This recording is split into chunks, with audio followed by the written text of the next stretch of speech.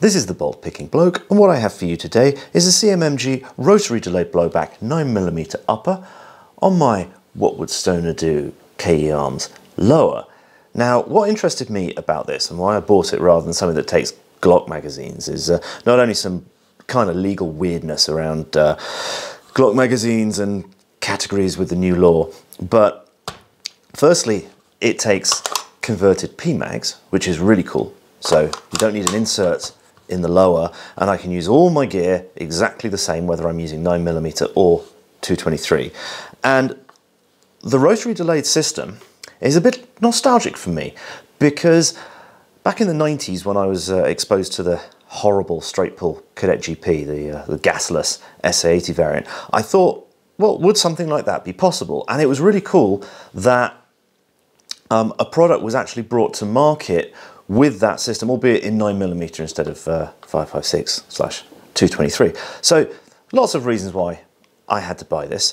The really interesting parts inside, and we'll compare it with a normal AR15 bolt, but it's got as many standard AR15 parts in it as possible. We'll just quickly go over the upper. This is the 300 series Resolute length, so 16-inch length, and I like the length so that I can reach out and grab it. There's a kind of AK-74 inspired break on the end that I don't think does an awful lot. I mean, you can see there's an enormous great exit hole. There's some bleed holes on the top, but I mean, there's so little gas coming out the end. It's so relatively low pressure with 16-inch barrel and 9mm. I'm going to replace this because I don't think that's doing an awful lot.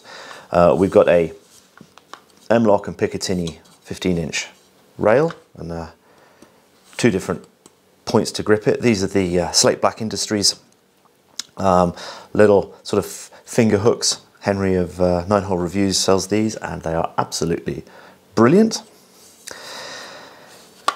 And then back here it looks normal. There's a fairly chunky ambidex cocking handle on here. This seems to come open under vibration, which is a bit annoying, but that can be replaced with a lighter one.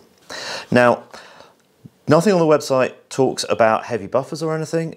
It seems that it's intended to run with a standard weight buffer, whereas the straight blowback ones need normally a 5.4 ounce buffer or anything. I've just got the standard JP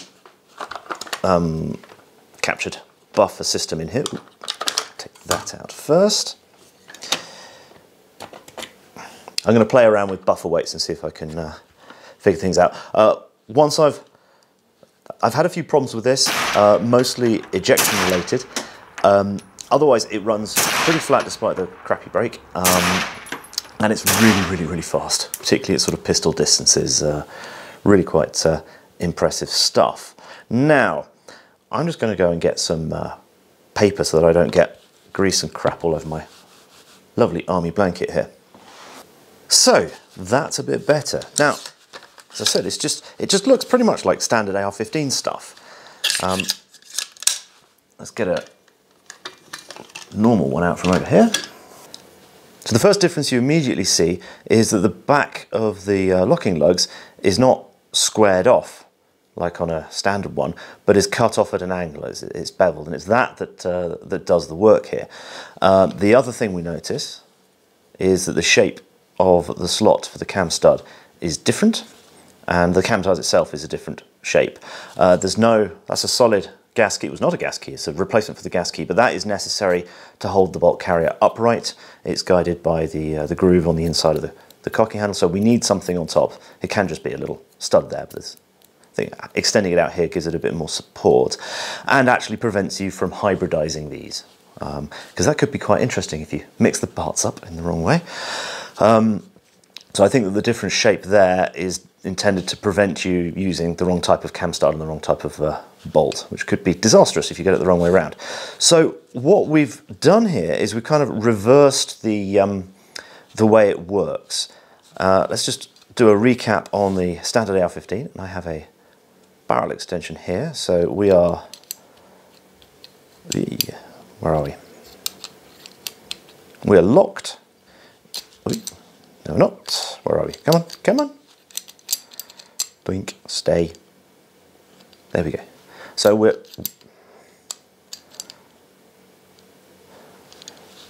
here we're locked. And what's going to happen when we fire is that we get a blast of gas from the gas tube down the gas key into the cavity, donut-shaped cavity between the bolt head and the bolt carrier. That pushes the carrier back with respect to the bolt head. We've got a bit of dwell time. The first bit of the slot there is straight, so nothing happens to the bolt head until we get to here, at which point the stud starts to turn, unlocks from the bolt from the barrel extension, and back we go. Now what we do here, and if you look at the patent, they show a modified barrel extension with cut-off surfaces, but actually, I'll show you inside the actual thing, it's not, it's standard, which is pretty cool. So there is actually a spring between them, which there isn't on a standard AR. Some AR15 derivatives have a spring. This serves to keep it forward, and there's a particular reason, I think, for that, which we'll get into in a minute. So here we are, in principle, we are half locked. Its gas pressure on the bolt face pushes back on the bolt head. The inclined surfaces interact with the corners of the barrel extension, aided by the spring, which keeps them biased in that direction.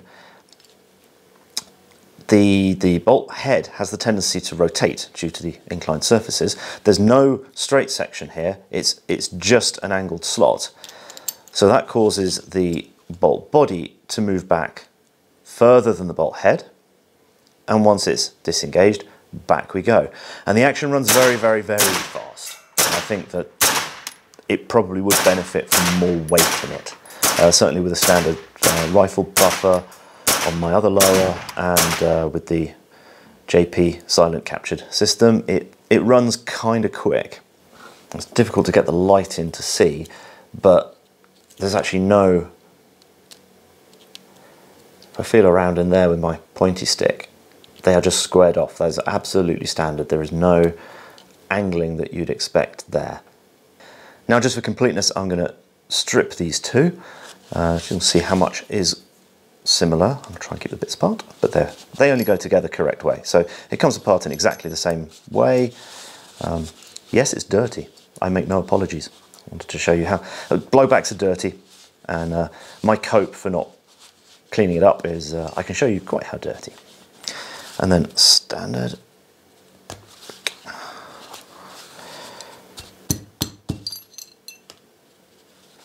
This is from my Oberland Arms, which is a bit of a safe queen. We come on. Up you come. So, firing pins are the same.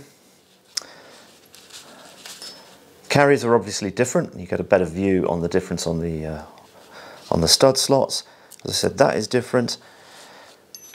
The bolts are a different shape, but what they've done is they've done as many cuts as possible the same. So the bolt heads are the same shape, the extractors the same, the ejectors in principle the same, and it seems that these eat ejector springs.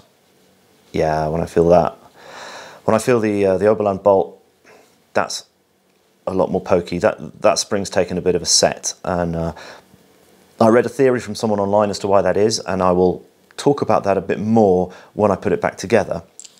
So the standard stud will go in, but won't fit through the hole properly. You can put that in, but it doesn't line up. The awl is slightly offset, so you can't hybridize them, and you definitely don't want to be able to put that one in the other. So they changed some critical dimensions so that it doesn't go, even if you take the spring off, it just doesn't go in far enough.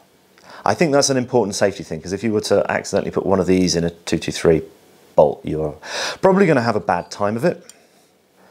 So let's put this back together. The spring on, make sure the extractor's on the right side, but it should only go in the right way. Where are we? that way.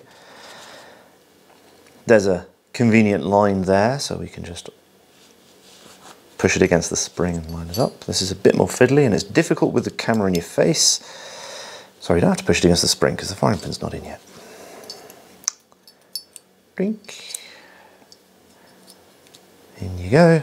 And then we have to push that against the spring, and we've got the standard pain of, oh, that one went in easily, and the other goes back together just the same way. Drink. Obviously all the gas handling stuff has been omitted because it's not necessary. Not the right way around. There we go. Twist. Firing pin. Will this one go in easily? Wiggle. I'm sure there's a knack to this that I've just not got. Come on. There we go. Doink. Okay, so what you would expect to happen when this is in battery is that there's contact between the locking lugs, semi-locking lugs, and the shoulders in the barrel extension. But surprisingly enough, there isn't. So let us feed a dummy. I've never had a feed problem. I've only ever had failures to eject. And the theory I will explain in a minute. Now, the difficulty is here I have to stand up so that I can stick a rod down here. And if I push on that dummy, while keeping everything in shot while I can't see the viewfinder, look, there is movement. You can definitely hear it.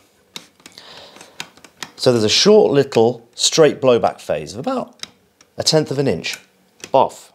Then there's engagement with the barrel extension, and actually if you push hard on it, which I might not be able to do on the table, you can actually push it open. I can if the butt's on the floor, but I'm not going to reset to do that. But I can feel it give slightly. Yeah, so it does a lot of these sort of full caliber, rifle caliber delayed blowback systems. There's such a strong up gearing and a strong spring that you can't push it open by hand particularly easily. Whereas this, I found I could do it fairly easily with the butt on the floor and putting some oomph into it. So it does have an effect, but the theory behind why it eats ejection springs is that with that initial 1/10 of an inch where it's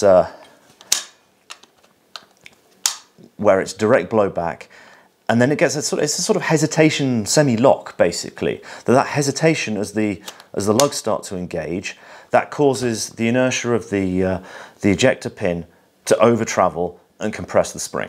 And you can see from when I could feel at least when I was pushing it in that it was really very much softer. So I've ordered a stronger spring, the David Tubb enhanced set. Apparently stronger extractor springs help as well.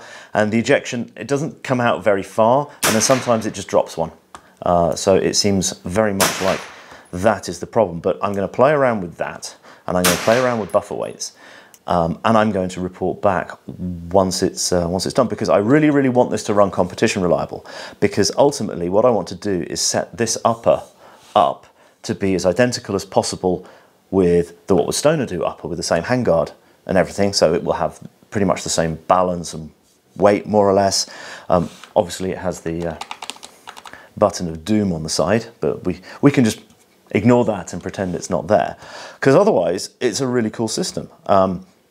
In Switzerland, it's Waffen, who had a bunch of these. As I am filming, there's currently supply problems because CMMG seem to be selling as many as they can make. They come in various lengths. I wanted the long one because I want to reach out. Your mileage may vary. They go from 8 inches to 16. I think it's a really cool system. I really hope I can compete with it, because I would like to do the SPOL match again in Heinola in Finland, but with this. And in case anyone's wondering, this is my standard go-to. It's just a Holosun 503. So there you go. I hope that was at least vaguely interesting. I love this. I love, aside from the ejection problems, obviously, I love the what we're starting to do concept, and I really hope that I can actually get this running properly. So thank you very much for watching. If you survived this far, thanks very much to patrons who keep the channel chugging along nicely. And if you haven't become a patron yet, if you would like to consider doing so, there is a link in the description and at the end. And see you soon. Bye.